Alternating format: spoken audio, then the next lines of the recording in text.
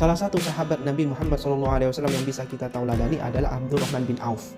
Beliau adalah salah satu sahabat Nabi yang termasuk dalam kelompok pertama yang menerima agama Islam. Para ahli sejarah berpendapat bahwa beliau masuk Islam 2 hari setelah Abu Bakar. Abdurrahman bin Auf juga merupakan salah satu dari 10 sahabat Nabi Muhammad SAW yang dijamin akan masuk surga.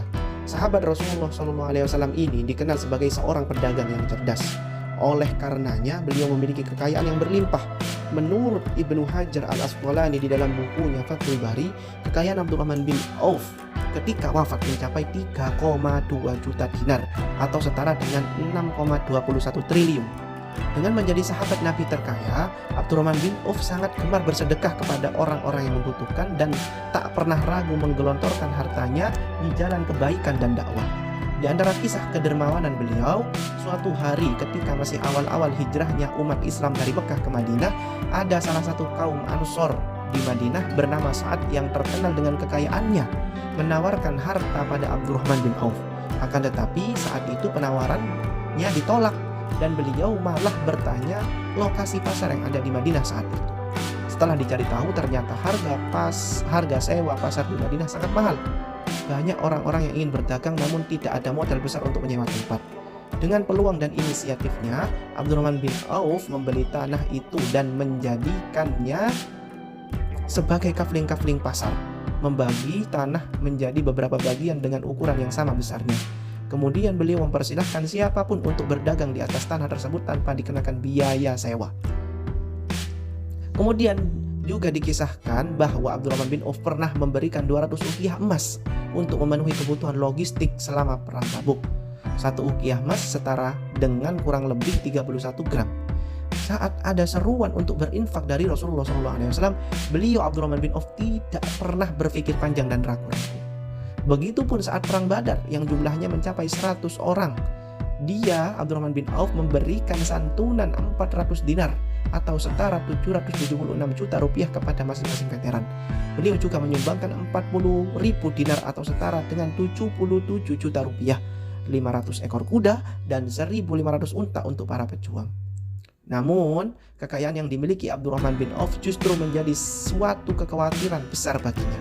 Bahkan sahabat Nabi ini sempat berusaha untuk menjadi miskin.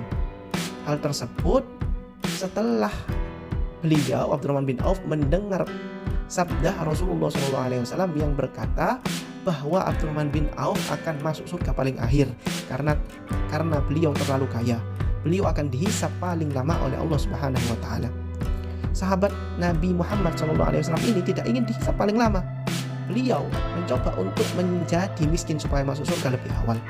Suatu ketika setelah perang Tabuk, kurma yang ditinggalkan oleh para sahabat-sahabat di Madinah menjadi busuk. Hal tersebut menyebabkan nilai jual kurma tersebut menurun. Kesempatan inilah yang tidak disia-siakan oleh Abdurrahman bin Auf untuk menjadi miskin. Beliau membeli kurma busuk tersebut dengan harga yang normal.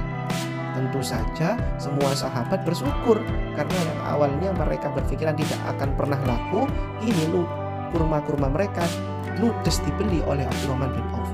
Akan tetapi usaha Abdurrahman bin Auf untuk menjadi miskin itu gagal total. Karena suatu ketika datang utusan dari Yaman yang sedang mencari kurma busuk. Utusan tersebut bercerita jika di negerinya sedang terserang wabah penyakit menular.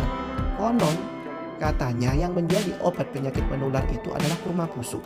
Abdurrahman bin Auf tidak mau harus menjual kurma busuknya tersebut. Oleh utusan Raja Yaman, kurma busuk Abdurrahman bin Auf tersebut dibeli dengan harga 10 kali lipat dari harga kurma biasa. Sehingga boro-boro beliau jatuh miskin, kekayaan Abdurrahman bin Auf tumbuh berpuluh-puluh kali lipat. Dari kisah sahabat Nabi Abdurrahman bin Auf ini terdapat banyak sekali hikmah yang kita dapat ambil. Hikmah-hikmah ini dapat diimplementasikan dalam kehidupan kita sehari-hari.